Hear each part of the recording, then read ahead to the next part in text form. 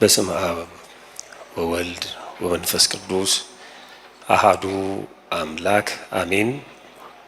ክቡር አባታችን መምህራችን መላከ ገነት ቆሞስ አባ ናትናኤል የዚህ ታላቅ ካቴድራል አስተዳዳሪ፣ ክቡራን እና ንዑዳን አዕይንተ እግዚአብሔር ካህናት፣ ሊቃውንተ ቤተክርስቲያን አባቶች እና ወንድሞች፣ በዚህ በተቀደሰ ቦታ ከሩቅና ከቅርብ ተገኝታችሁ እግዚአብሔርን ደጅ የምትጠኑት የእግዚአብሔር ልጆቹ ምእመናን እና ምእመናት እንዲሁም ሕፃናት በቅድሚያ በልዑል እግዚአብሔር ስም እንደምን ሰነበታችሁ? እንደምን አረፈዳችሁ? አሜን።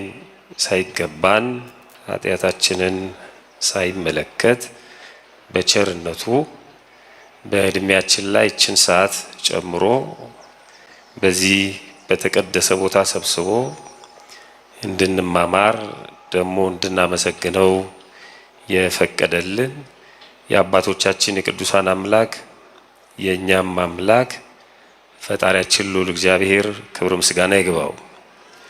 አፍቅሮ ለእግዚአብሔር አምላክከ በኩሉ ልብከ ወበኩሉ ነፍስከ ወበኩሉ ኃይልከ ወበኩሉ ህሊናከ። ጌታ አምላክህን በፍጹም ልብህ በፍጹም ነፍስህም በፍጹም አሳብህም ውደድ። እንደ እግዚአብሔር መልካም ፈቃድ ባለን ጥቂት ደቂቃ የምንነጋገረው ከዚህ ኃይለ ቃል በመነሳት የነፍስ ጾም በሚል ርዕስ ይሆናል። ወቅቱ አሁን የጾም ወቅት ስለሆነ የሱባኤ ወቅት ስለሆነ ያው ሁላችንም እየጾምን ነው ተብሎ ይገመታል። ሁሉም ሰው ይጾማል እና ጾማችንን እንዴት ነው እየጾምን ያለነው? የነፍስ ጾም ነው ወይስ የስጋ ጾም ላይ ነው ያለነው የሚለውን በተወሰነ ደረጃ እንመለከታለን። አምላካችን በቸርነቱ ጥበቡንና ምስጢሩን እንዲገልጥልን በድጋሚ መልካም ፈቃዱ ይሆንልን። የነፍስ ጾም ማለት ምን ማለት ነው? ብዙ ሰው ጾምን የሚያገናኘው ከስጋ ጋር ነው። አንዳንድ ሰዎች የሚጠይቁት ጥያቄም ይህንን በተመለከተ ነው። ጾሙ ስንት ቀን ቀረው? ጾሙ እስከ ስንት ሰዓት ነው? የሚበላውና የማይበላው ምንድን ነው? የመሳሰሉ ጥያቄዎች ይነሳሉ። አሁንም አንዳንድ ሰው ማስቲካ ይበላል አይበላም ብሎ ይጠይቃል። አሳ ይበላል አይበላም ብሎ ይጠይቃል። ማስቲካም አሳም ከነፍስ ጋር ምንም ግንኙነት የላቸውም። ሰዎች ግን ጾምን ከስጋ ጋር ብቻ ስለሚያገናኙት ጥያቄያቸው ስጋዊ፣ ሀሳባቸውም ምድራዊ የሚሆንበት ሁኔታ አለ። ለዚህ ነው ሲያዝ ጾሙ ቅበላ ተብሎ ሲፈታም ደግሞ ፋሲካ ተብሎ በተለይ በምእመናን ዘንድ ማለት ነው ሩጫው የተለመደና ሁልጊዜ የሚደረግ አንድ ጉዳይ ላይ ብቻ ይሆናል። ለቅበላ የሚደረገው ዝግጅት ጾሙን ለመቀበል ሳይሆን ከጾሙ በፊት የምናከናውናቸው ድርጊቶች ላይ ነው የምናተኩረው። ጾሙም ሲፈታ ልክ እንደዚሁ ነው። አሁን ወደ ጾሙ መገባደጃ ወይም ደግሞ 2-3 ቀን ሲቀር ወይ ሕማማት ውስጥ የሚነሱ ብዙ ጥያቄዎች ሲመረመሩ ከነፍስ ጋር ግንኙነት ያላቸው አይደለም። አሁን ጾሙ ሊያልቅ ሲል አንዳንድ ሰው ይመጣና ዶሮ የሚታረደው ስንት ሰዓት ነው ይላል። አሁን ይህንን ቤተክርስቲያናችን በመጽሐፍ በዚህ ሰዓት ረዱ፣ በዚህ ሰዓት አትረዱ ብላ አላስተማረችም። ምንም ግንኙነት ስለሌለው ከነፍስ ጋር ማለት ነው። ቅዳሴ የሚገባበትን የሚወጣበትን ቅዱስ ሥጋውን ክቡር ደሙን ለመቀበል የምናደርገውን ዝግጅት በጾም ጊዜ እንዴት አድርገን ከእግዚአብሔር ጋር እንደምንገናኝ በስፋት ታስተምራለች እንጂ እንደዚህ ስጋዊ ተራና ተርታ የሆኑ ነገሮች ላይ ትኩረት አታደርግም። ሰው ከቤተ ክርስቲያን በአፋ የሚፈጽማቸው የሚያከናውናቸው ነገሮች ስለሆኑ ማለት ነው። እና ብዙ ሰው ጾምን ከዚህ ጋር ብቻ ወይም ከስጋ ጋር ብቻ ያገናኘዋል። ጾም በራሱ ዓላማው ይሄ አይደለም። ስጋን ማድከም ሲባል ስጋ የሚደክምበት ምክንያቱ ምንድን ነው? እንድንታመም ነው? ስራ መስራት እንዲያቅተን ነው? ለስጋችን ደንታቢስ እንድንሆን ነው? ስጋችንን እንድናዋርድ ወይም እንድንጾም የተፈለገበት ምክንያት ምንድነው? ቁልፉና ትልቁ ምስጢር እዛ ጋር ነው ያለው። መነሻ ላይ ያነበብኩት የመጽሐፍ ቅዱስ ክፍል የማቴዎስ ወንጌል ምዕራፍ 22 ወደ ላይ ከፍ ብላችሁ ስታነቡ ከቁጥር 35 ጀምሮ ከነርሱም አንድ ሕግ አዋቂ ሊፈትነው መምህር ሆይ ከሕግ ማናችይቱ ትእዛዝ ታላቅ ናት ብሎ ጠየቀው ይላል። ይሄ ራሱን አዋቂ ነኝ ብሎ ያመጻድቅ የነበረ በዘመኑ መስፈርት ሕግ አዋቂ ተብሎ የሚነገርለት ምሁር እና ታላቅ ሰው ወደ ክርስቶስ መጣ። የመጣው ሊፈትነው ነው ይላል ጸሐፊው እንደነገረን። ሊፈትነው ክርስቶስ በዚህ ሰው የሚፈተን ሆኖ አይደለም። ነገር ግን ሰውየው ስለሚመስለው ለመፈተን የቀረበ ወይም ሊፈትነው የመሰለው ስለሆነ በሱ አንቀጽ በሱ ተገብቶ ነው የሚጽፍልን እና ሊፈትነው ቀረበ ክርስቶስን። ይሄ ሰው የሚፈትነው ሆኖ አይደለም። ልክ በማቴዎስ ወንጌል ምዕራፍ 4 ላይ ተመዝግቦ እንደምናነበው ዲያብሎስ በክርስቶስ ፊት ቀርቦ በምድር ላይ በተፈጥሮ የሚታዩትን ዛፉን፣ ሳሩን፣ ቅጠሉን፣ ድንጋዩን፣ ጠጠሩን፣ ብርና ወርቅ ሰው አድርጎ አሳየው ይላል። ክርስቶስ እንደዛ ሆኖ የሚያይለት ሆኖ አይደለም። በተፈጥሯቸው እንዳሉ ነው የሚያያቸው። ነገር ግን ዲያብሎስ ስለመሰለው ይላሉ መተርጉማሉ እና ይሄም ሰው ስለመሰለው ሊፈትነው በፊቱ ቀረበና ከሕግ የትኛይቱ ትእዛዝ ታላቅ ናት ብሎ ጠየቀው ይላል። እጅግ በጣም የተወደዳችሁ እና የተከበራችሁ ምዕመናን፣ አሁን ጥያቄ ኖሯችሁ ወደ ካህናት ስትቀርቡ፣ ወደ ሊቃውንተ ቤተክርስቲያን ስትቀርቡ በጣም ጥንቃቄ ማድረግ ያስፈልጋል። ያልተገለጠላችሁ ያልገባችሁ እንድትረዱት የፈለጋችሁትን ጉዳይ ብቻ ይዛችሁ ነው መምጣት ያለባችሁ።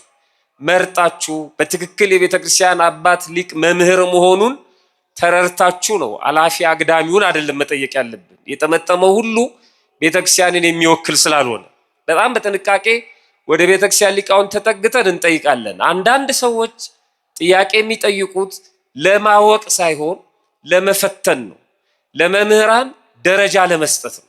አሁን እስካሁን አሳ ይበላል አይበላም ብሎ የሚጠይቅ ሰው አለ። ያ ሰው አንድም አሳ እየበላ ነው፣ አንድም መብላት ሽቶ ነው ፈልጎ ነው ያውቀዋል። ነገር ግን ይበላል የሚል ሰው እስኪያገኝ ድረስ ይጠይቃል። አይበላም ሲባል አይ የሚረባ መምህር አይደለም፣ ቆይ ሌሎችን ነው መጠየቅ ያለብኝ ይላል። ይበላል የሚል ሰው ሲያገኝ የሱ አይነት በቃ ትክክል ነው እኮ እነሱ ናቸው እኮ የሚያደናብሩን ይላል። መብላቱን ይቀጥላል። ነፍሱን ለማሳረፍ ይፈልጋል። መጋቤ ሐዲስ እሸቱ በጣም የምናውቃቸው ተወዳጁ መምህራችን በአንድ ወቅት ምዕመናን ወደ አንድ ቦታ ሲሄዱ አብሬ እየተጓዙ የተዘጋጀ ጉዞ ነበር፣ መንፈሳዊ ጉዞ እና ባስ ውስጥ ወይም መኪና ውስጥ ትምህርት ነበር። ያን ትምህርት አስተምሬ ሲጨርስ ጥያቄ አለን ተባልና ከምዕመናን ጥያቄ እየቀረበ ማስተናገር ጀመሩ እና አንድ ሰው ጥያቄ ጠየቁ እና ጥያቄውን አልገለጡልንም፣ ግን ያንን ጥያቄ መለስኩላቸው አሉ። ለትህትና ብለው እንደውም ይገርማቸዋል፣ ጠዋት ስወጣ ያነበብኩት ስንክሳር ላይ ሙሉ ሐሳቡ ስለነበር እግዚአብሔር ረድቶኝ በደንብ አብራርቼ መለስኩ አሉ። ከዛ ጥያቄውን ከመለስኩ በኋላ ለኛ ጥያቄውን ለጠየቁት ሰው ጥያቄው ተመለሰሉት አይደል አልኳቸው። አሁን አግኝቼሻለሁ እንደምንለው በጥያቄ ማለት ነው። ጥያቄው ተመልሶሎታል ብዬ ጠየቁ።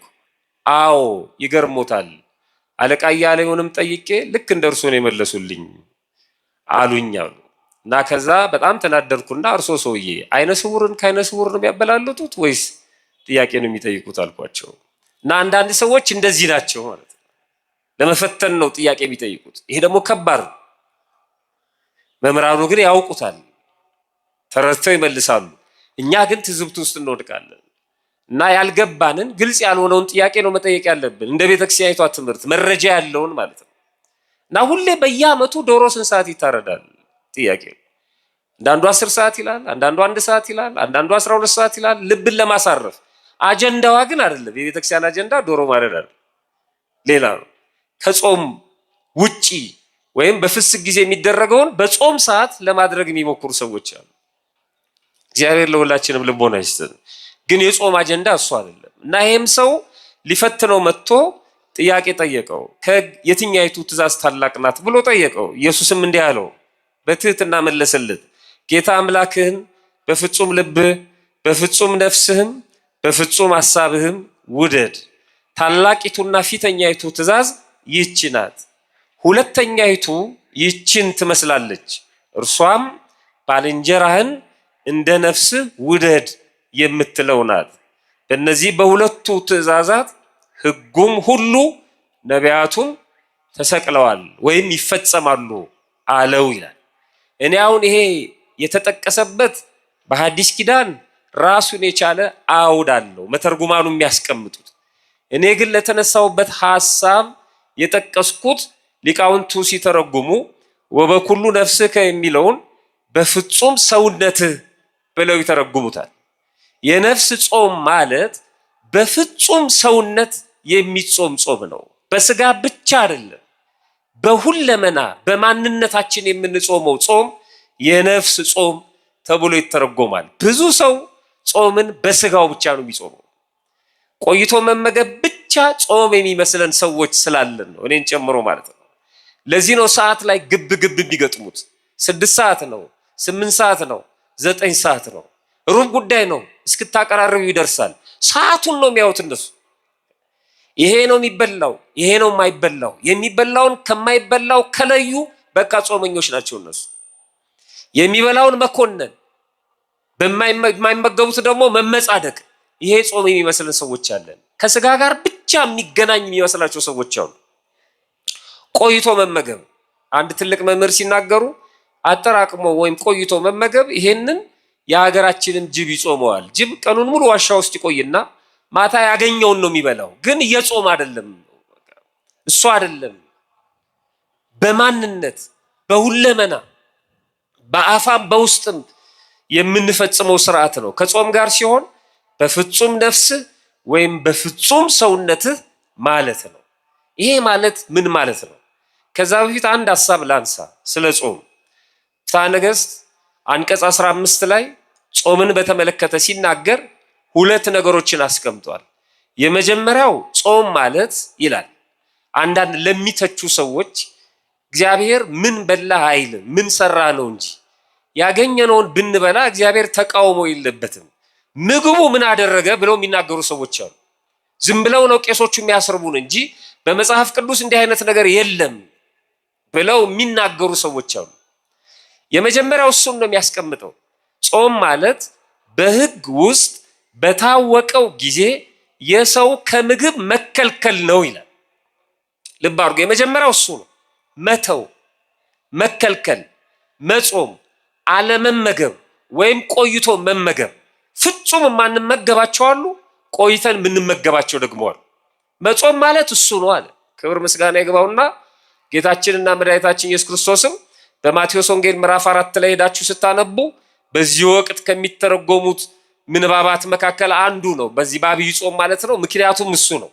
40 ቀን 40 ሌሊት ከጦመ በኋላ ይልና ተራበ ይላል። አንዱ እሱ ነው። ግን ረሃብና ጾም አንድ አይደለም። ሰው ሲጾም ይራባል፣ ሲራብ ግን እየጾም አይደለም። እሱን በኋላ እናየዋለን አብረን እግረ መንገዳችንን ማለት ነው።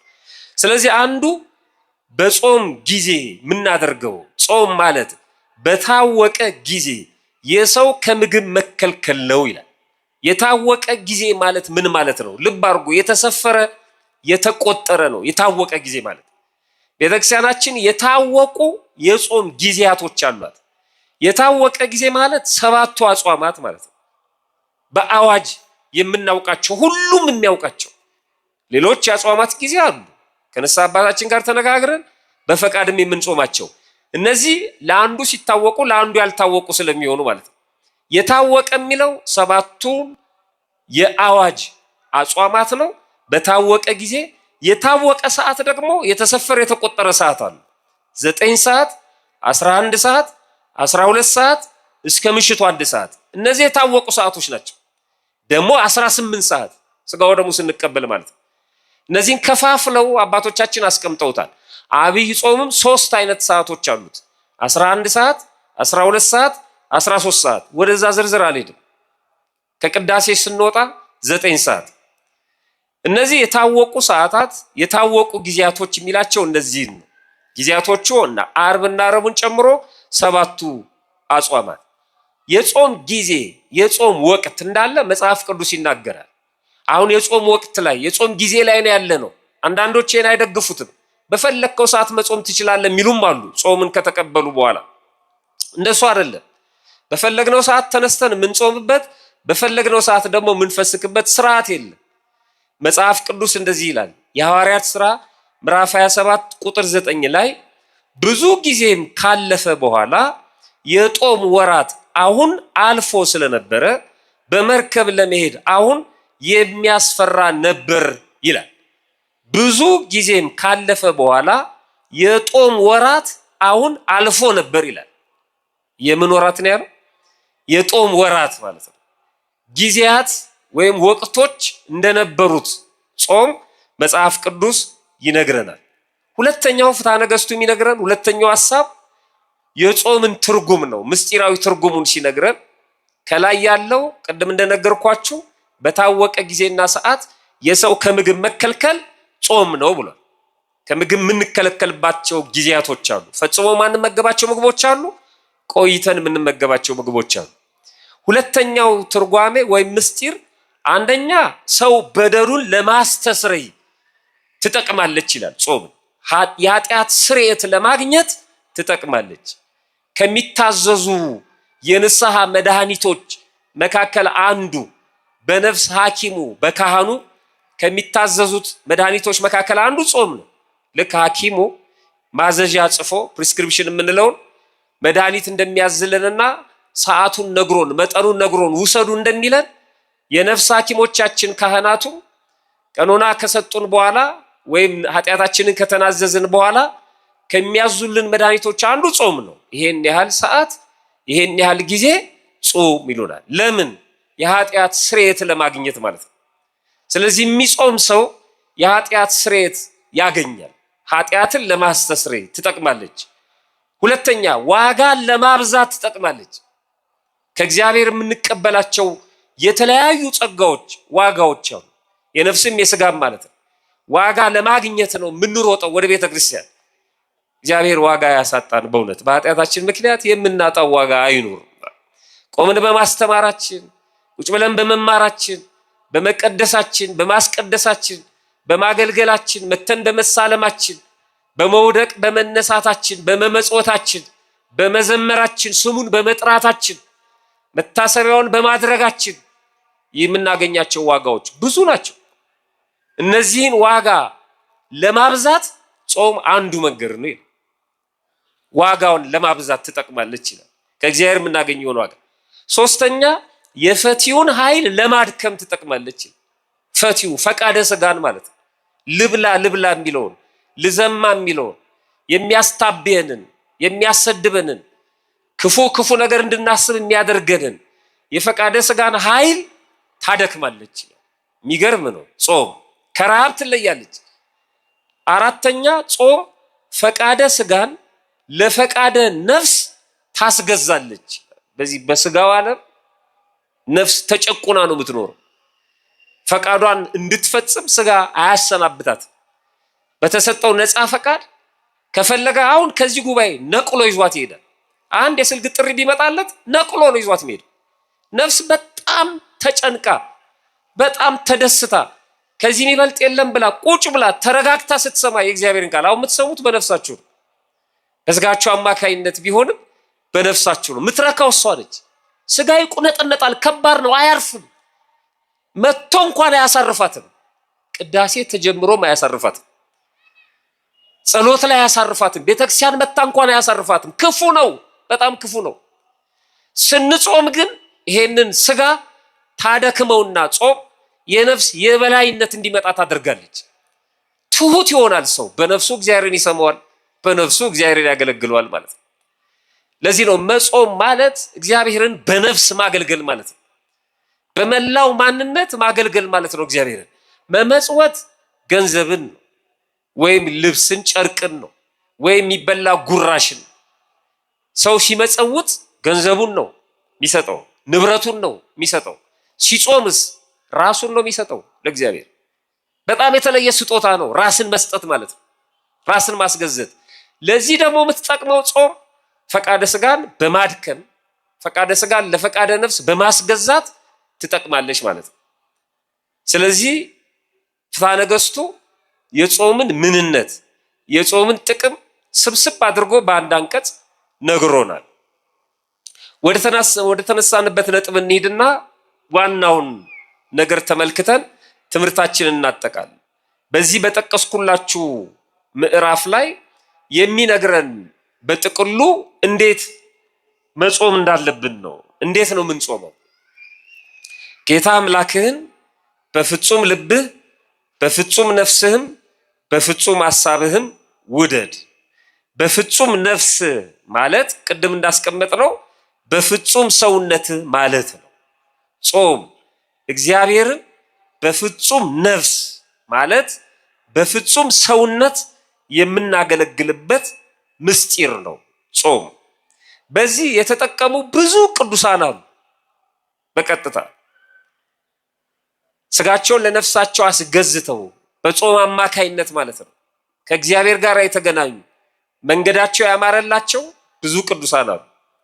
መጀመሪያውኑ እንድንጾም የተፈለገበት ምክንያት ስጋችንን ለማድከም ነው። ስጋችን ከደከመ ነፍሳችን ኃይል ታገኛለች። ነፍሳችን ኃይል ካገኘች በነፍሳችን ከእግዚአብሔር ጋር መገናኘት እንችላለን፣ መነጋገር እንችላለን ማለት ነው። በጎውን ደግ ደጉን ማሰብ እንችላለን። ፈቃደ ስጋ እየጠፋ እየደከመ ይሄዳል ማለት ነው ብሎ ነግሮናል። አምላካችንም በመጀመሪያ ወደ ኃይለኛው ቤት ሄዶ የኃይለኛውን ቤት መበዝበዝ የሚቻለው ኃይለኛውን አስቀድሞ ማሰር ሲቻል ነው። ኃይለኛው ዲያብሎስ ነው። ኃይለኛው ፈቃደ ስጋ ነው። ኃይለኛው የስጋ ስራ ነው። ይሄ ፈቃደ ስጋ ወይም ስጋ ኃይለኛው በጾም ከታሰረ በኋላ በነፍሳችን እግዚአብሔርን በደንብ ማገልገል እንችላለን። እኔ ጥሩ ምሳሌ እንዲሆን እናንተ ቤታችሁ ከመጽሐፍ ቅዱስ አንድ ታሪክ አንብቡ። ሂዱና የትንቢተ ዳንኤል ከምዕራፍ 1 ጀምራችሁ ብታነቡት ጥሩ ነው።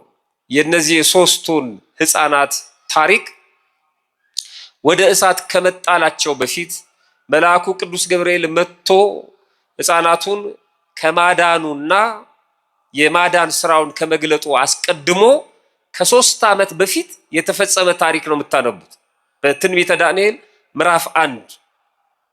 እነዚህ ሶስቱ ሕፃናት ዳንኤልን ጨምሮ ወደ ፋርስ ባቢሎን ተማርከው ከመጡ በኋላ በቤተ መንግስቱ ለከፍተኛ የትምህርት እድል እንደተመረጡና ተምረው ባለስልጣን እንዲሆኑ በቤተ መንግስቱ እንደታጩ ታሪኩ ይነግረናል። እና ንጉሱ ይህንን የከፍተኛ የትምህርት እድል ሲሰጣቸው ከቤተ መንግስት ከሚመጣው ምግብ እንዲመገቡ ብቻ ሳይሆን ከንጉሱ ማዕድ ከመሶቡ እየበሉ እንዲማሩ ነበር የፈቀደላቸው። ዳንኤልን ጨምሮ ነብዩን ሶስቱ ሕፃናት በንጉሱ መብል እንዳይረክሱ አሰቡና ይላል ጣዖት እያመለከ በጣዖት አምልኮ ስርዓት እየኖረ ህዝቡን በግፍ ደም እያፈሰሰ አገር እየወረረ የሚሰበሰበውን ገንዘብና የሚመጣውን ምግብ አንፈልግም፣ ሀገራቸው ተመዝብራ እነሱም ተማርከው ህዝቡ በስደት እያለ ምንም እንኳን በቤተ መንግስት ብንኖርም በእንዲህ አይነት ቅምጥል ህይወት ግን እግዚአብሔርን ማግኘት ስለማንችል አንበላም፣ እንማራለን ትምህርቱን ግን ምግቡን አንመገብም።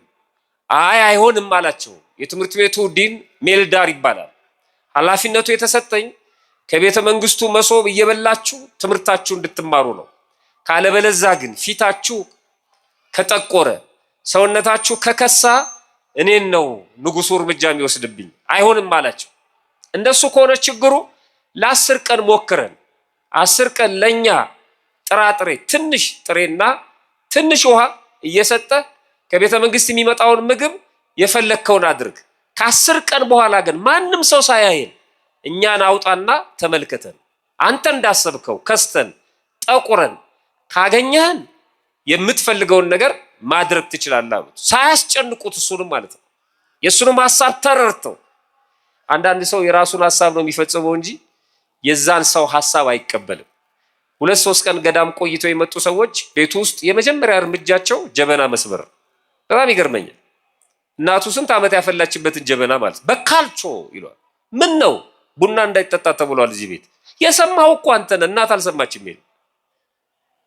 ይሄን ማስረዳት የሚያቀታቸው ሰዎች አሉ። እርምጃ ነው የሚወስዱት። እኔ እኮ ጾመኛ ነኝ ብለው ዘራፍ ይላሉ። ያንተ ጾመኝነት እሱ ላይ ያውቀው ይችላል። የራሳቸውን ሐሳብ አምጥተው የሚጭኑ ሰዎች አሉ። እነዚህ 3ቱ ህፃናት ዳንኤልን ጨምሮ የትምህርት ቤቱን ዲን እኔ እኮ ጾመኛ ነኝ ብለው ዘራፍ ይላሉ። ያንተ ጾመኝነት እሱ ላይ ያውቀው ይችላል። የራሳቸውን ሐሳብ አምጥተው የሚጭኑ ሰዎች አሉ። እነዚህ 3ቱ ህፃናት ዳንኤልን ጨምሮ የትምህርት ቤቱን ዲን ኃላፊውን ሐሳቡን አስጨርሰውታል። ምንድነው ሐሳብ? ስጋት ነው እሱ። ለዚህ ስጋት 10 ቀን እንስጥና ይሄን አሉት። ደብቀ እየከሳን ከሆነ ሌሎች ሰዎች ተናግረው እርምጃ እንዳይወሰድብህ ለ10 ቀን ደብቅና ጥራጥሬ ስጠን አሉት። እንዳለው እነሱ እንዳሉት አደረገ። በጣም የሚገርመው ትንቢተ ዳንኤል ምዕራፍ 1 ከቁጥር 11 ጀምራችሁ ስታነቡ ዳንኤልም የጃንደረቦቹ አለቃ በዳንኤልና በአናንያ በሚሳኤል በአዛርያ ላይ የሾመውን ሜልዳርን እኛን ባሪያዎችህን 10 ቀን ያህል ትፈትነን ዘንድ እንለምናለን።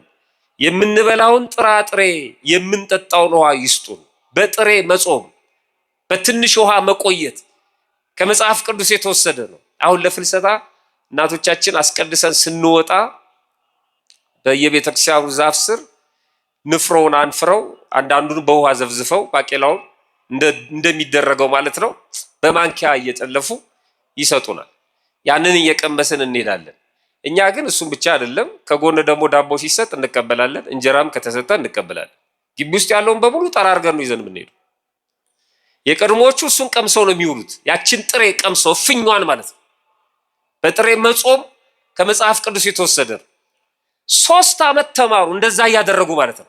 የመጀመሪያው ግን ከ10 ቀን በኋላ እንደተባለው ከዚያ በኋላ የእኛን ፊትና ከንጉሱ መብል የሚበሉትን የብላቴኖቹን ፊት ተመልክተ እንዳየኸው ሁሉ ከባሪያዎቹ ጋር የወደድከውን ታደርጋለህ አሉት ይላል። ይህን ንግግራቸውን ሰምቶ 10 ቀን ፈተናቸው ይላል። የሚደንቅ ነው። 10 ቀን ፈተናቸው። ምን እያደረገ?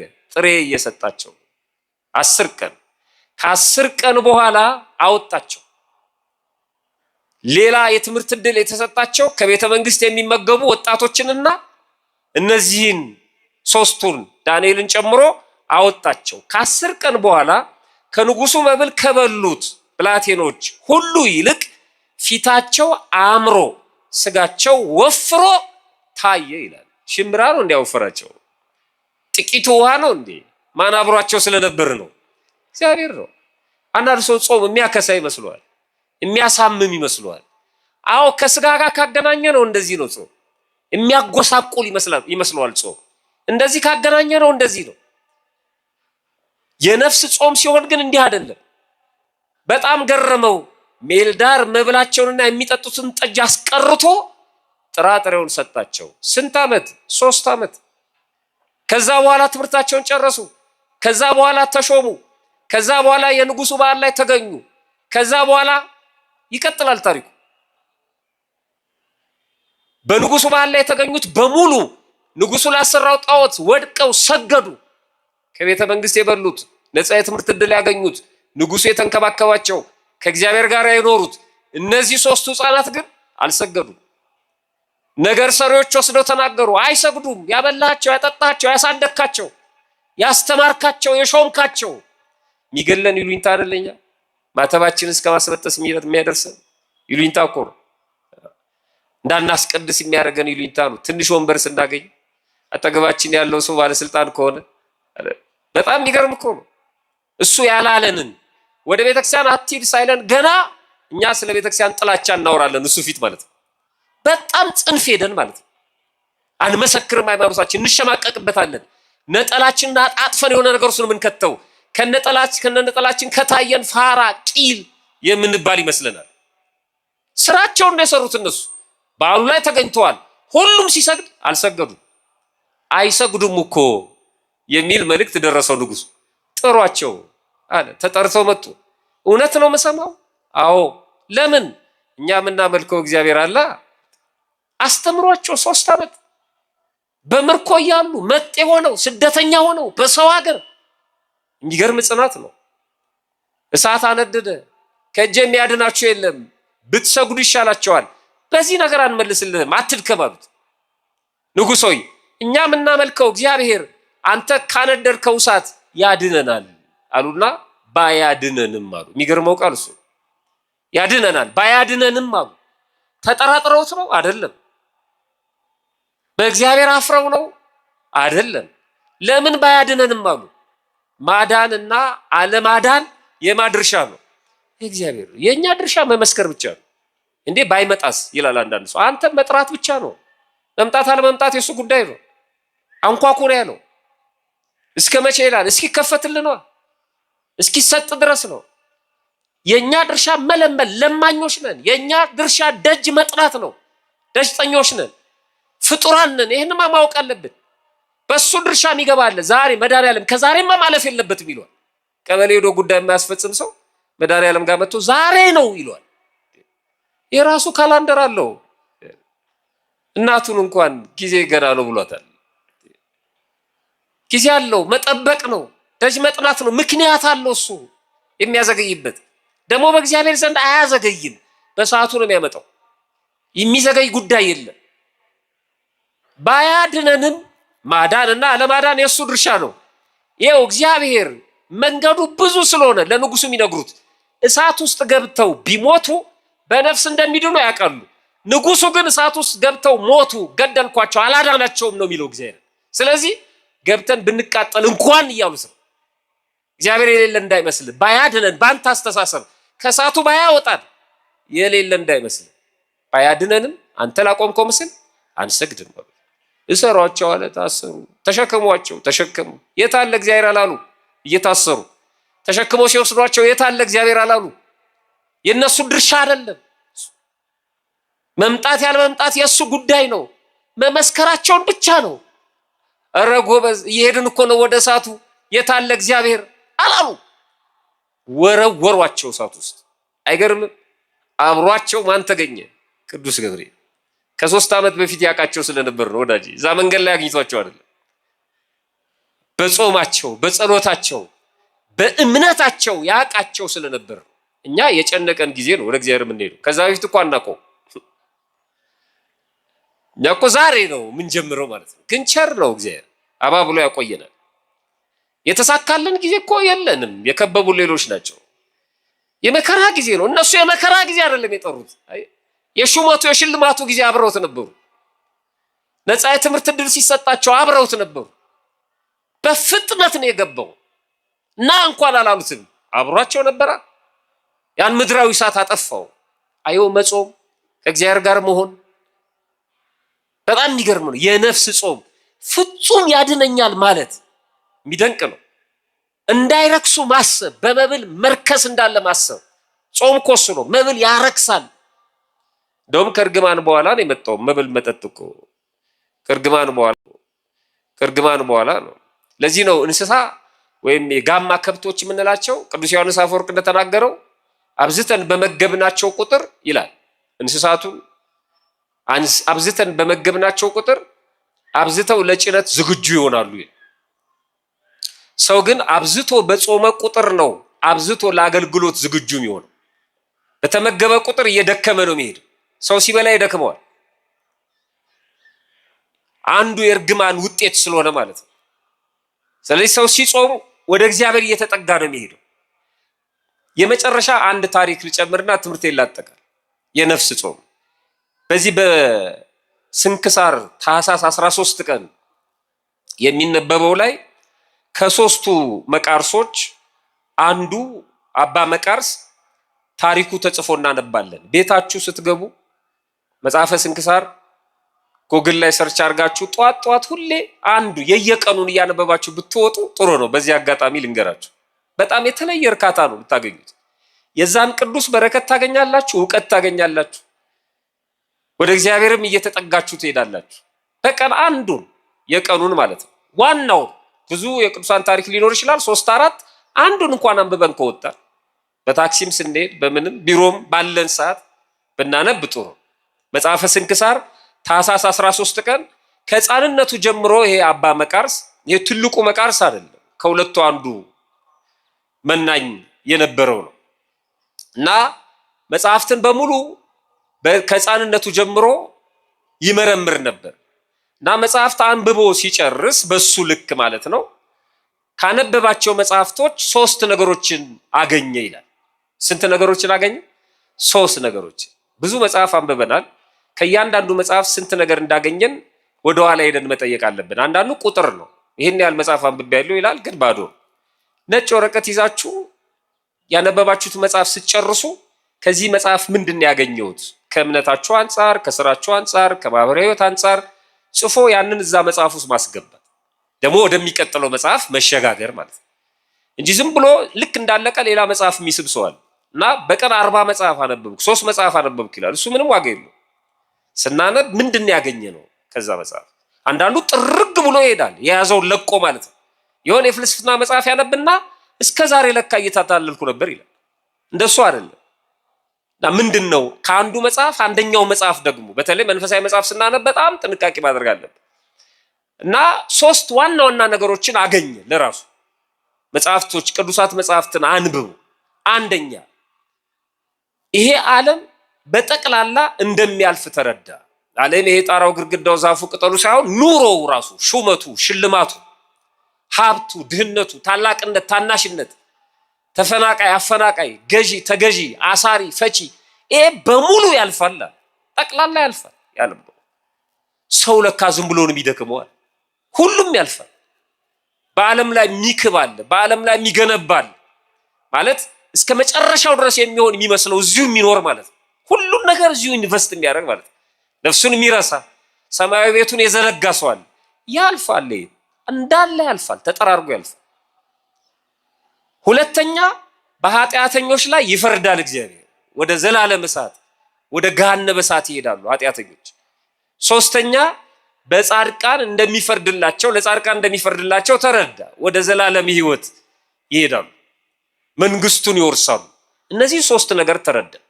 ታዲያ እኔ አሁን የአባቴን የእናቴን ሀብት ወርሼ አግብቼ ወልጄ ባለስልጣን ሆኜ ተሹሜ ነግጄ አትርፌ የመኖሬ ሁኔታ ምን ዋጋ አለው አለ። እሱ ነው ያለው። ይሄንን ምን ይጠቅማል መድከም ዝም ብሎ? ስለዚህ ገና ካሁኑ እግዚአብሔርን አግኝቼ ከእግዚአብሔር ጋር እየኖርኩ ሲመጣ በቀኝ መቆም ይሻለኛል ብሎ ወሰነ። ሁሉን ነገር አልፈልግም አለ። ወደ ምናኔው ህይወት ገባ። ለመጀመሪያ ጊዜ ከሚኖርበት ከተማ ውጪ በጣም ሩቅ ቦታ ሄዶ በአንድ ገዳም በስርዓተ ምንኩስና በምናኔ መኖር ጀመረ። ሰው የማይደርስበት ብሎ አስቦ ማለት ነው። ምክንያቱም ሰው ከመጣ ከባድ ነገር ነው፣ በዓለም ውስጥ ያለውን ነገር አያለው ብሎ በጣም ሩቅ ክብረ በዓል ላይ ብዙ ከቆየ በኋላ በምናኔ ህይወት በጣም ጠንካራ ሆኖ ከእግዚአብሔር ጋር እየተነጋገረ ቆይቶ አንድ ቀን የከተማ ሰዎች ሲመጡ ተመለከተ። እዛ ይሄ ነገር ለከተማ ቅርብ ነው ለካ፣ እኔ ሩቅ ነው ብዬ ነበር። የከተማ ሰዎች ከመጡማ ምን ዋጋ አለው፣ ከዚህም መራቅ አለብኝ ብሎ አሰበ ይላል። ድሮ እንደዚህ ነበር፣ ሰው ከከተማ ይርቃል። አሁን አንዳንድ ሰዎች ከከተማ የራቀውን ሰው በምናኔ በብህቱና የሚኖረውን ሰው ያመጡትና ከተማቸው ላይ ወይም ቤታቸው ላይ የራሳቸው የግላቸው አባት ያደርጉታል፣ ያበሉታል፣ ያጠጡታል፣ ያሰናክሉታል እና ዘዋሪ ይሆናል ማለት ነው። ከዛ ቤተክርስቲያን ብለው እነዚሁ ሰዎች ደግሞ መጨረሻ ሃይማኖታቸውን ይክዳሉ። ይሄን የመሰለ ድምጽ ይዘ ይሄን የመሰለ መልክ ይዘ ኑ እኔ አስቀጥሮታለሁ ብሎ ከገዳም የሚያፈልሱ ሰዎች አሉ። አባቶች ሰው ሸሽቶ የሄደውን እዚሁ ይሁኑ፣ ፈተና ቢኖርም እኛ አለን፣ የሚያስፈልጎትን እንረዳውታለን፣ እርሶ በጸሎት ያግዙን ነው የሚባለው። ንቅል አድርገው ያመጧቸዋል ወደዚህ ማለት ነው። እና የራሱ አባት ያለው አለ፣ የራሱ አማካሪ ያለው፣ የራሱ ቤተክርስቲያን ያለው አለ ቤት ውስጥ። እንደዚህ አይደለም።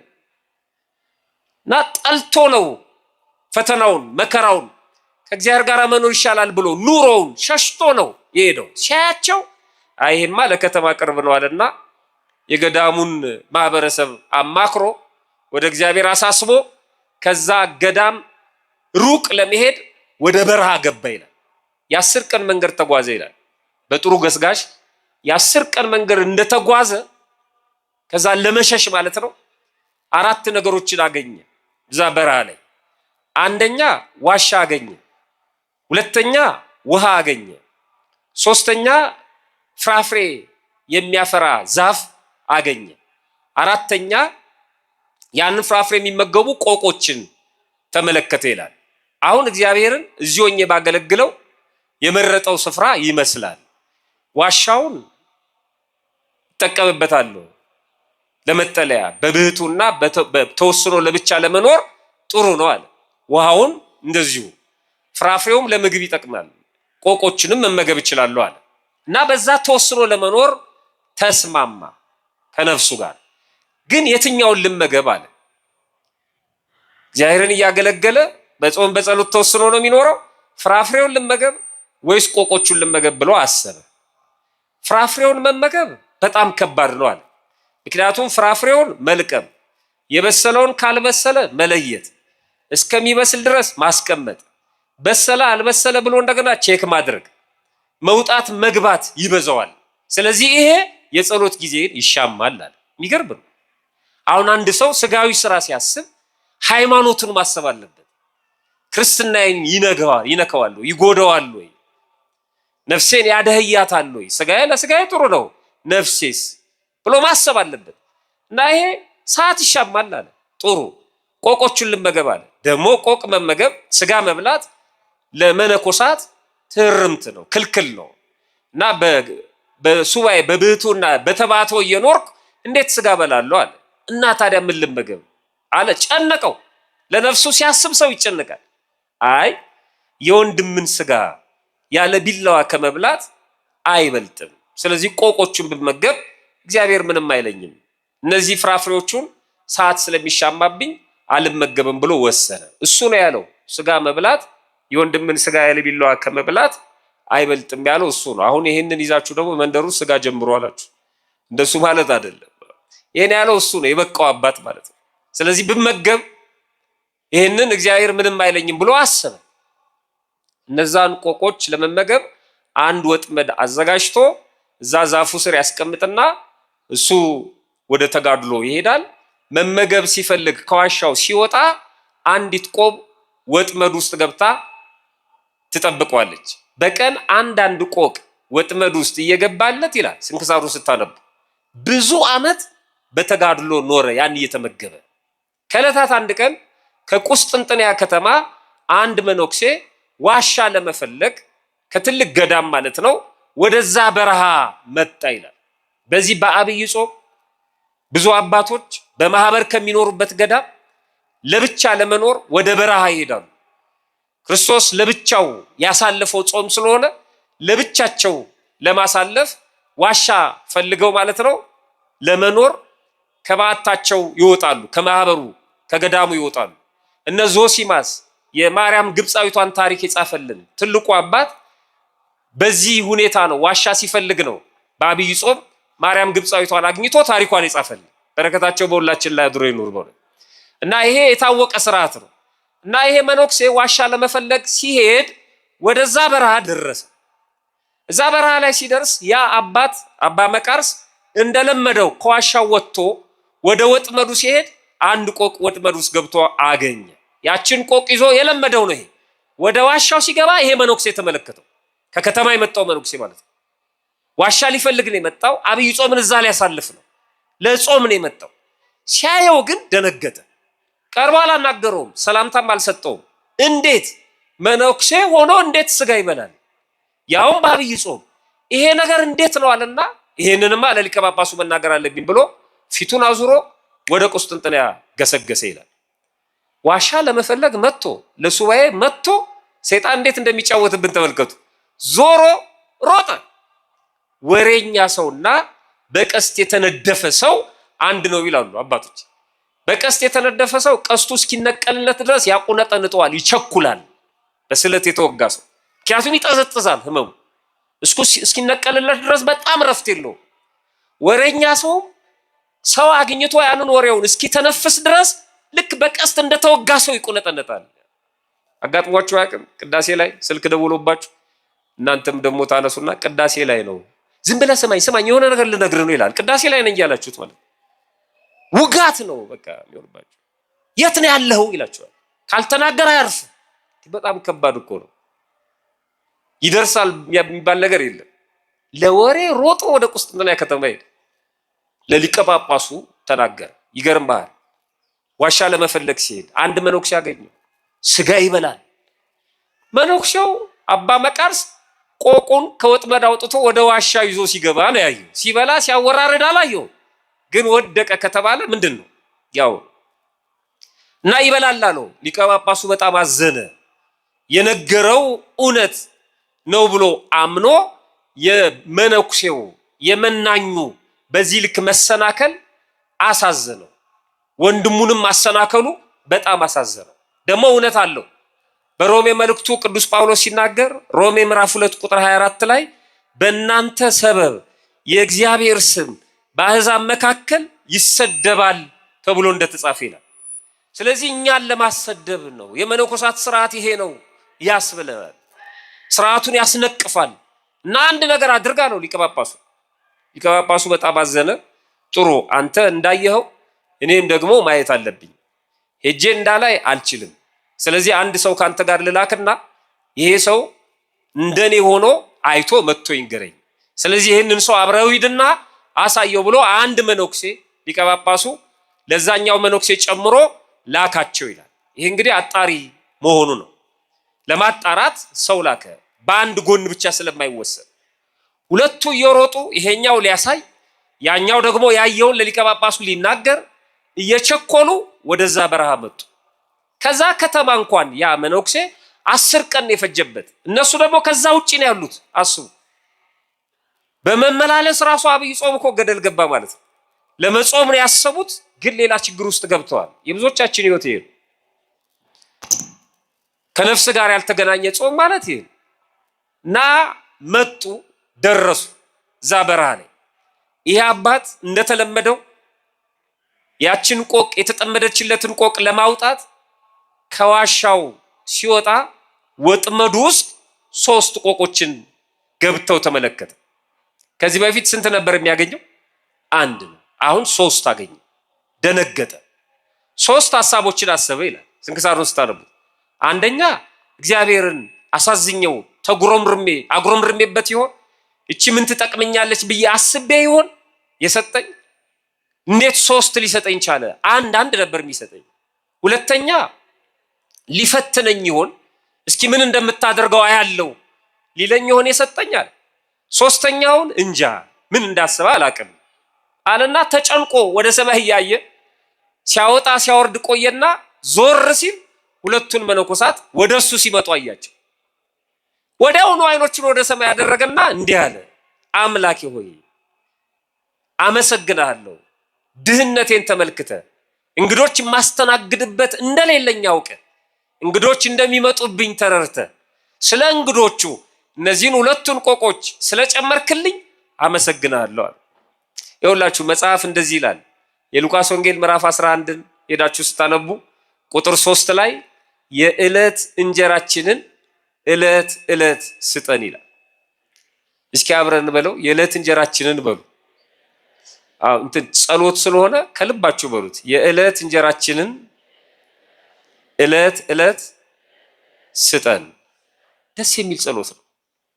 የሰኞውን ሰኞ፣ የማክሰኞውን ማክሰኞ። ዛሬ አርብ ነው። የሰኞውን ዛሬ ስጠኝ አይባልም። የዕለቱን ነው።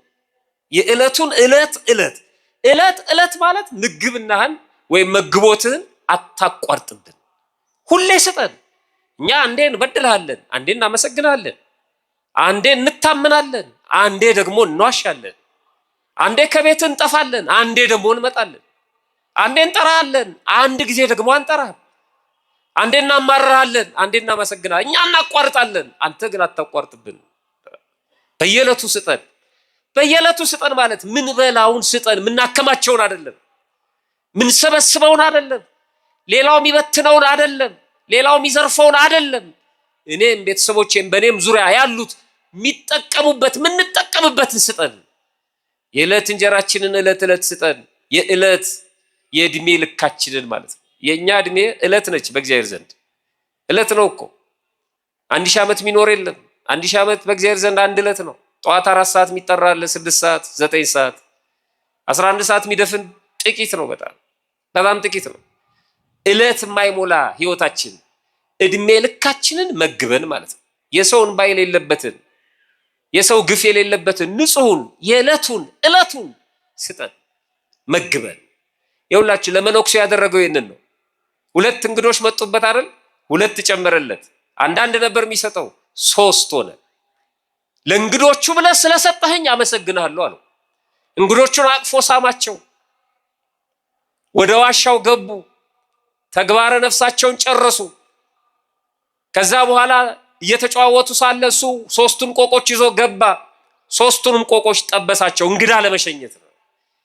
የራሱን ለብቻው አቀረበ፣ 2ቱን ለነሱ አቀረበ። ተጠብሰዋል ቆቆቹ። መነኮሳት ዞር ብለው ሸፈን ብለው ይመገባሉ። ልማድ አለ፣ ሌላ ሰው እንዳይሰናከል። እሱ ዞር ብሎ ሸፈን አድርጎ ጸሎት አድርጎ ተመገበ፣ ጨረሰ። ዞር ሲል 2ቱ አልተመገቡ። ቆቆቹ በፊታቸው አሉ የተጠበሱት። እሱን ነው የሚጠቁሙት እነሱ። ይኸው አየው ሲበላ ይባባላሉ እነሱ ማለት ነው። ግን ጾመኞች ናቸው። ተመግቦ ጨረሰ። ዞር ሲል አልተመገቡም። ውይ አባቶቼ አልተመገባችሁም እኮ ለምንድን ነው ማትበሉት አላቸው። እንግዳ ወደ ቤታችሁ መጥቶ አቅርባችሁለት ጓዳ ጓዳውን ስትሉ ተመልሳችሁ ስትመጡ ምግቡ ያልተበላ ከሆነ እንደምትደነግጡት ማለት ነው። አልበላሁም እኮ ምን ሆንክ አይጣፍጥም እንደምንለው ተጨንቆ ምን ሆናችሁ አላቸው። እንዲህ አሉት። ንባቡ በጣም ይገርማል። እኛ መነኮሳት ስለሆንን ስጋ አንበላም አሉት። እኛ ምን ስለሆንን አሉት። በጣም ከባድ ነው። በግልባጩ አንተ ግን ምን አይደለም እያሉት ነው። አንተ ብላ ሆዳም፣ አንተማ መነኩሴ አይደለም። እኛ መነኮሳት ነን አሉ። እንዲህ የሚሉ ሰዎች የሉ። እኛ እኮ ጿሚዎች ነን፣ እኛ እኮ ጾም ላይ ነን ይሉት። ሌላው ሰው ላይ ለማበጥ እኛ መነኮሳት ስለሆነን አንበላም፣ ስጋ ትርምትም ወይም ህግ አለን አንበላም አሉት። አንተ ያለ ህግ ነው የምትኖረው እያሉት ነው። ይህ አባት ምን የሚል ይመስላችኋል? ዝም በል ደግሞ ከከተማ መተ መነኩሴ ነኝ የምትለው እኔ እዚህ ስንት ዓመት ብቻ ይኖሬ አላለም። እንደሚበልጣቸው አላሰበም። ደነገጠ። አንበላም እኛ መነኮሳት ነን ሲሉት ህግ የጣሰ ያፈረሰ አድርገው ሲያሳዩት ደነገጠ። ይቅርታ አላቸው ይላል። አትመገቡም እንዴ? እኔ የምትበሉ መስሎኝ ነው፣ ስላሰናከልኳችሁ በጣም ይቅርታ ጠይቃለሁ። ይቅርታ አድርጉልኝ አባቶቼ ብሎ የተጠበሱትን ቆቆች አነሳቸው። ወደ ሰማያዊዎቹም ቀና አረገ፣ ወደ እግዚአብሔር ተነጋገረ ከእግዚአብሔር ጋር። 3 ጊዜ ቆቆቹ ላይ እፍ አለባቸው ይላል። በረሩ ይላል። የተጠበሱት ቆቆች። ማን ነው እየጾመ ያለው? እየበላ ያለው ነው ወይስ አልበላም ብሎ አቃቂር የሚያወጣው? በጣም ከባድ ነው። የትኛውን ነው እግዚአብሔር የተቀበለው? ከማን ጋር ነው እየተነጋገረ ያለው እግዚአብሔር? እነዚህ 2 መነኮሳት አዘኑ፣ እግሩ ስር ወደቁ ይላል። የእግዚአብሔር ቅዱስ ብለው ጠሩት ይላል። አይ ደግሞ የዋዎች ናቸው። እግዚአብሔር ሲመልስ እንደዚህ ነው። የእግዚአብሔር ቅዱስ እኛ እንዲህ መሆኑን አናቅም ነበር። ይቅር በለን፣ በድለናል፣ አሳዝነናል። ለሊቀ ጳጳሱ ነግረዋላ፣ ሰድበውታል። ስለዚህ ይቅር በለን አሉት። የጠየቁት ይቅርታ ነው። ይቅር ብያቸዋለሁ በቂ ነው። እሱ ግን የእግዚአብሔር ሰው ስለሆነ የነፍስ ጾም ላይ ስለሆነ ያለው እንዲህ አላቸው ይላል። እግዚአብሔር ሁላችንንም ይቅር ይበለን አላቸው ይላል። አይገርም? የጠየቁት ይቅርታ ነው። ምን በለን ያሉት? ይቅር በለን የሚላቸው ግን እግዚአብሔር ሁላችንንም ይቅር ይበለን ነው። ለኢትዮጵያም የሚጠቅማት ይሄ ነው። ለሀገራችንም እንደዚህ አንዱ ይቅርታ ጠያቂ፣ አንዱ ይቅርታ ተጠያቂ። አሁን በሀገራችን አሁን ቃቃ ነው የሚጫወተው ሰው። ይቅርታ ሊጠይቁን ይገባል ይላል። ተነሱ። የሚሻለው እግዚአብሔር ሁላችንንም ምን ቢለን ነው? አዎ ሁላችንንም፣ በእውነት ሁላችንንም እግዚአብሔር ይቅር ይበለን። ማንም ይቅርታ ጠያቂ፣ ማንም ይቅርታ ተጠያቂ የለም። በእግዚአብሔር ዘንድ ሁልህም እኩል ነህ። እግዚአብሔር ሁላችንንም ይቅር ይበለን አላቸው። እየሮጡ ሄዱ። ጨርሻለሁ። ለሊቀ ጳጳሱ ተናገሩ። አባታችን እንዲህ አይደለም፣ እሱ የእግዚአብሔር ሰው ነው። አሳስቼ ነበር፣ ያየነው ግን እንዲህ አይደለም፣ እሱ ከእግዚአብሔር ጋር የሚኖር ነው አሉት። ደስ አለው ሊቀ ጳጳሱ። ወደ ቤተ መንግስት መልእክት ላከ። ለማ? ለንጉሱ። ምን ብሎ? አረ በበረሃ አንድ ትልቅ አባት ተገኝቷል፣ በረከት ለማግኘት ቡራኬ ለማግኘት ሊሄድ ነው፣ የምትፈልግ ከሆነ ና አለው ንጉሱን ይላል። አንብቡ ቤታችሁ ገብታችሁ። ታኅሳስ ስንት ቀን ያልኳችሁ? 13 ስንክሳሩ። ንጉሱም ክርስቲያን ስለነበረ ደስ አለው። መጣው አባታችን ትተኝ እንዳትሄድ እኔም እሄዳለሁ አለ። ጉዞ ቤተ መንግስቱም ቤተ ክህነቱም ወደ በረሃ ወደ እግዚአብሔር ሰው ካህናቱን አስከትሎ ሊቀ ጳጳሱ መሳፍንቱን አስከትሎ ንጉሱ ወደ በረሃ ተጓዙ ይላል። እግዚአብሔር ግን ተሪዮ ታይታ ስለማይፈልጉ ቅዱሳን የነገሩትን ስለሚፈጽም እነሱ ልክ ሲደርሱ ነፍሱን ከስጋው ይቅርታ ነፍሱ ከስጋው ሳትለይ በአካለ ስጋ እንዳለ መላእክት መጥተው አሳረጉት ይላል። ልክ እንደነ ኤልያስ ማለት ነው። ያንን አባት ይዘውት ሄዱ። ምክንያቱም እሱ ተናግሯል። ሰው ይፈራል፣ ከከተማ ርቋል። የ10 ቀን መንገድ ወደ በረሃ የገባው ለዚህ ነው። አሁን ደግሞ ቤተ መንግስቱም ቤተ ክህነቱም ነቅሎ ነው የመጣው። ከእንዲህ አይነት ህይወት በአፋ ስለሆነ እግዚአብሔር የማይፈልገውን ነገር ስለማያደርግ ብድግ አድርጎ አሳረገው ይላል። ልክ ሲደርሱ እሱ ሲያርግ በመላእክት ታጅቦ የሚገርም ነው። ሊቀ ጳጳሱ አወቀና እንዲህ አለ፣ የእግዚአብሔር ቅዱስ ሆይ ብሎ ጠራው። እባክህ ለህይወታችን የሚጠቅም አንዲት ቃል ንገረን፣ ይህን ሳትነግረን እንዳትሄድ አለው። ንጉሱም አለ ለህይወታችን የምትጠቅመንን አንዲት ቃል እዚህ በረሃ ድረስ ተገኝተን ያንተን ዝና ሰምተን ወደ ገዳም ስንሄድ ምን ብለን ነው የምንመጣው? ወደ ደብረ ሊባኖስ ስንሄድ አባታችን አቡነ ተክለ ሃይማኖትን አናግረናቸው ነው የምንመጣው? ወይስ ከህንፃው ጋር ፎቶ ተነስተን ነው የምንመጣው? ወይስ የበቃ አባት እዚህ አለ ብለን የሆነ ዋሻ ውስጥ ወረቀት ከተን ነው የምንመጣው? ይሄን ነው የሚነግረን። የዛን ገዳም ባለቤት አናግረን እባክህ ለህይወታችን የሚጠቅም አንድ ቃል ንገረን። 3 ቃል ነገራቸው። ማጠቃለያ እሱ ነው። የለመኑት አንድ ነው፣ 3 ነገራቸው። መላእክቱ አቆሙት። እንደ ኤልያስ ነው፣ እያረገ ነው። የመጨረሻው ቃል አንደኛ እንዲህ አላቸው፣ ከሐሜትና ከነገር ስራ አንደበታችሁ ይከልከል አላቸው። ትጾማላችሁ ግን ታማላችሁ፣ ትጾማላችሁ ግን ነገረኞች ናችሁ። በስብሰባችሁ ነገር ነው የምትፈትቱት። ነገር ትብትብ ነው፣ ሰውን ለመጥለፍ ነው። ቅንነት ይጎላቸዋል። ሁለቱ ይህን ነበር ያደረጉት። ባልንጀራቸውን ሊከሱ ነው የሄዱት የተመላለሱት። ትጾማላችሁ ግን አንደበታችሁን ከልክሉት አላቸው። በአድራሻ ለነሱ ነው፣ በግልባጭ ለኛ ነው። የነፍስ ጾም የሚሆነው እሱ ነው። ከሐሜትና ከነገር ስራ አንደበታችሁ ይከልከል አለ። ሁለተኛ በእውቀታችሁ አትታበዩ፣ በጾማችሁ በጸሎታችሁ አትመኩ አላቸው። አይገርምም? በጾማችሁ በጸሎታችሁ በእውቀታችሁ አትመኩ። ተመኩ እኮ እነሱ ተመጻደቁ። ብሉ ሲላቸው ምን አሉት? እኛ መነኮሳት ነን፣ እኛ ያጋለን። በጣም የሚገርም ነው። አሁን አስቀድሰን ወደ ቤት ስንሄድ ቤት ያሉት ሰዎች ምሳ የለም ሊሉን ይችላሉ። በስማ ቤቱን በአንድ እግር ነው የምናውቀው። ምድረ ሆዳም እኔ እኮ አስቀድሼ ነው የምመጣው እና ምን ይባል አስቀድሰ ስለመጣን ጥሩምባ ይነፋ ምንጣፍ ይነጠፍ። የጾምነው ለነሱ ነው። ቤት ውስጥ ያለውን ሰው ጥርግርጉን ነው የምናወጣው። ቀራርቦ ካልጠበቀን ምድረ አጋሰስ ነው የምንለው። አትመኩ በጾማችሁ። ዋጋ የሚከፍለው እኮ እግዚአብሔር ነው። ዋጋ የሚሰጠው እግዚአብሔር ነው። ጾመኛ ነኝ ብላችሁ አትመጻደቁ። የ10 ምራቅ እየተፉ ፊታቸውን አኮስኩሰው እንደሚታዩ ሰዎች ቅስስ እንደሚሉት እንደሱ አይደለም።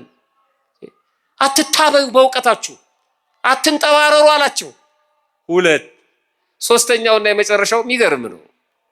እግዚአብሔር አድሮባችሁ እንዲኖር ትፈልጋላችሁ አላቸው። ምዕመናን ትፈልጋላችሁ? እኔ እፈልጋለሁ። እግዚአብሔር አድሮባችሁ እንዲኖር ከፈለጋችሁ አላቸው። የሚደንቅ ነው። እርስ በርሳችሁ ተዋደዱ አላቸው። እግዚአብሔር ፍቅር ነው። ፍቅር በሌለበት ቦታ አይገኝም። በተለይ በጾም የጎሪጥ እየተያየን በክፋት በአይነ ቁራኛ እየተጠባበቅን እንዴት ይሆናል? እርስ በርሳችሁ ከተፋቀራችሁ እግዚአብሔር በመካከላችሁ ይገኛል። እነዛ 2 መነኮሳት እግዚአብሔርን እየፈለጉት ነበር፣ አላገኙትም። ወንድማቸውን እየጠሉ። ይሄኛው ግን እግዚአብሔር ከእርሱ ጋር ነበር። አባ መቃርስ የነፍስ ጾም ላይ ስንሆን እንደዚህ ነው። በጾማችን አንመጻደቅም፣ እርስ በርስ እንዋደዳለን። የነፍስ ጾም ላይ ስንሆን እንደዚህ ነው። ከሐሜትና ከነገር አንደበታችንን እንከለክላለን። ሊቁ ቅዱስ ያሬድም ዓይንም ይጹም፣ ጆሮም ይጹም፣ አፍም እግርም እጅም ሁሉም ይጹም፣ አፍአዊውም ውጫዊውም ሁሉም፣ ሆድ ብቻ አይደለም። አጠቃላይ ማንነታችን መጾም አለበት። ያ ሲሆን ጾማችን የነፍስ ጾም ይሆናል። ፈጣሪያችን በቸርነቱ ጾመን ለመጠቀም ያብቃል። ይቆየን።